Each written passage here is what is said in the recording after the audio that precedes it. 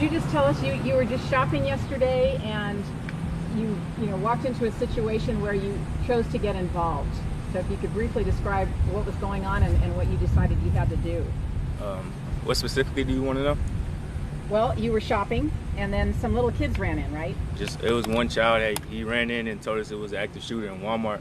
But I didn't pay any mind because for one, he's just a child, and for two, you're inside the mall, so how would you know it's an active shooter? So me and the guy at the register, we didn't pay any mind. And so then what happened? I don't want to get too close in the detail because what I'm putting out there right now is already getting twisted up, and what I did is what I did, and I'm not getting into too far into detail because some of the blogs are putting words in my mouth that I never said. What do you want to clarify? I want to clarify that what I did was what I was supposed to do. I understand it was heroic, and I'm looked at as a hero for it, but that wasn't the reason for me.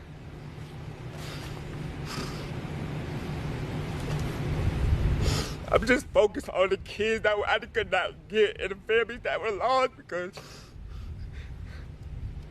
it hurts me. Like I lost, like they were part of me.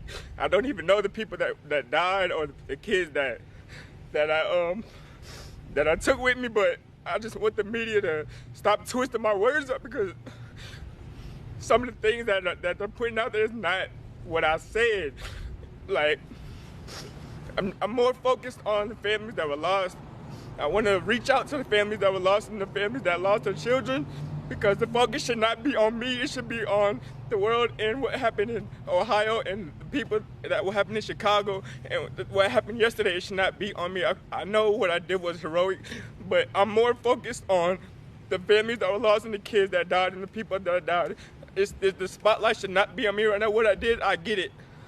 I was heroic, and most people wouldn't do that, but I want most of the focus to go out to the families. I need the media to go out to the families and make sure they're okay. Like, I'm getting calls 24/7.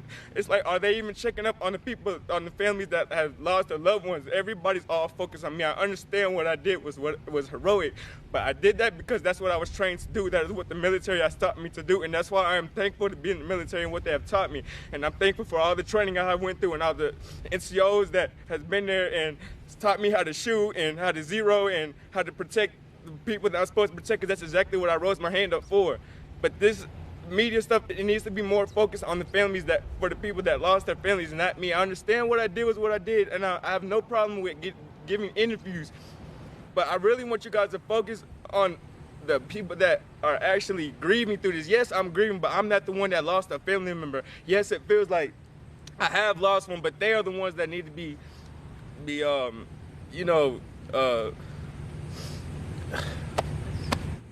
any other questions? You saved lives yesterday, and that's something positive to talk about. Yes. What exactly did you do? You saw those kids, and that really. All I thought of was how I would want another man to react if I had a child and I wasn't around my child at that time. So I just did what I would want another person to do for my children. I know it might be hard, PFC Oakley, but could you maybe describe? I'm not describing anything because I didn't get any sleep last night. I don't want to think about what happened because it was tragic. I'm telling you, this was the worst thing I've ever been through in my life, and I don't want to keep having flashbacks of what happened. And I don't want to talk about what went on in it because I just want to forget about it all. I just want to focus on the people that has lost their loved ones. I don't want to focus on what happened because I already put what happened out there, and it's all over the world. What happened out there is what I said, and that's exactly what happened. I don't want to focus on keep asking me on what happened. I want to forget about it because I don't want to. I'm already suffering from this, and I don't want to continue to suffer from it. Your story. We can pause. These are take a break. Yeah, let's take a pause. Pause really quick. Come on. Thank you. Appreciate it. Thank you.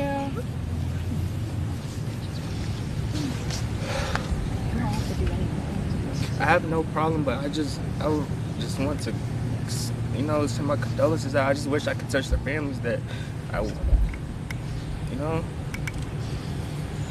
just feel like the media is more focused on me when it shouldn't be. Like, I understand what I did, but I'm saying you still got things, so you don't have to do anything if you're not comfortable with it. I'm fine, because I want to show my emotion. I want to show the world that I'm not trying to capitalize on on top of what I did.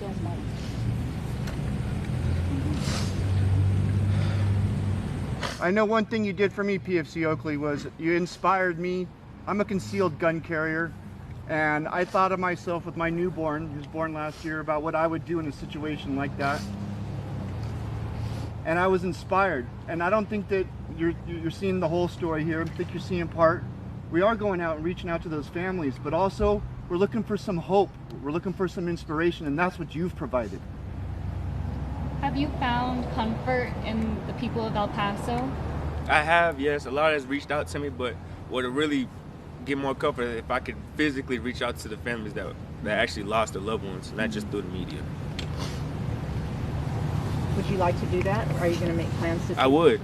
I don't want to. I do send my prayers and my condolences to everybody, but I would I would love to do it in person. I would love to touch and hug them and actually give them my comfort, because that's exactly what they need.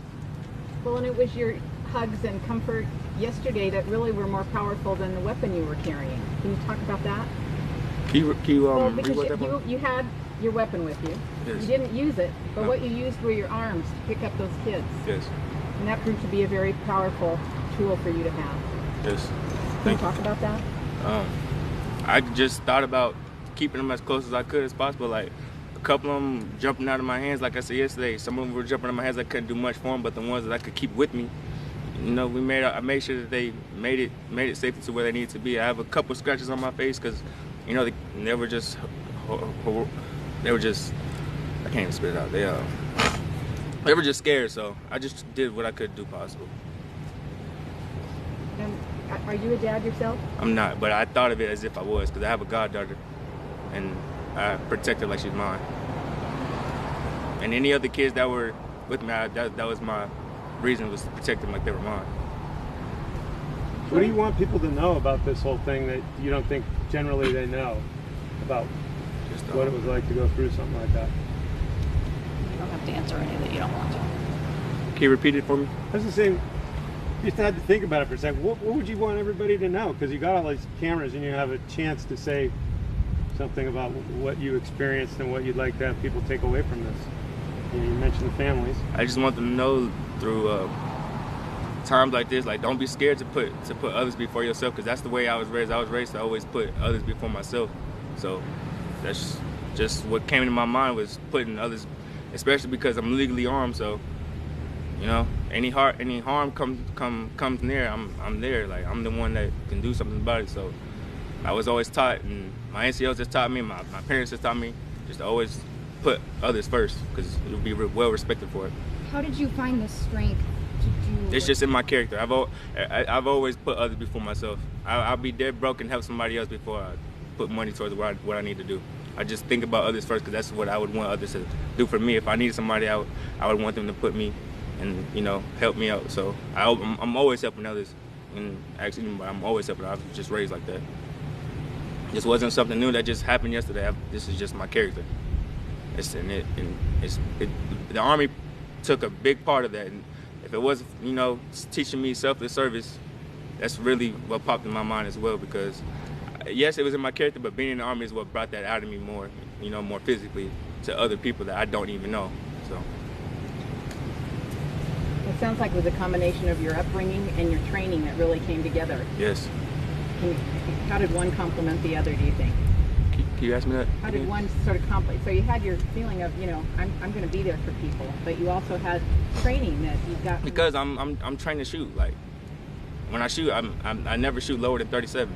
So before the Army, I probably didn't know how to shoot, but the Army is what taught me everything. Like, everything I know about just being prepared, be prepared for things like this, it just came from the Army. So I'm really thankful for the Army for teaching us soldiers how to, you know, protect and serve. Do you know how many kids you actually helped? I don't. No. How many you actually helped rescue? No. Can you see their faces? I wish I could see them again. If I Can you see have, them in your mind? yes. That's why I don't want to talk about what happened, because I don't want to go have those images in my head anymore. I just want to forget about it, and I just want people to come together, and, you know, I just want to forget about what happened. I just want the families to be, you know, taken care of. That's what matters, is the families. Who was one of the first people you called right after this happened? My father. Your father? He's a sergeant major, and he was, you know, he just gave me guidance on what to do. So I definitely call my father. Has there been anybody else within that you know here that's been supportive or, you know, El Paso, regardless, all over the world, I'm just getting support from it. I just don't like when the media tries to twist my words. That's why I'm not going in detail about anything, because what I said is what I already said.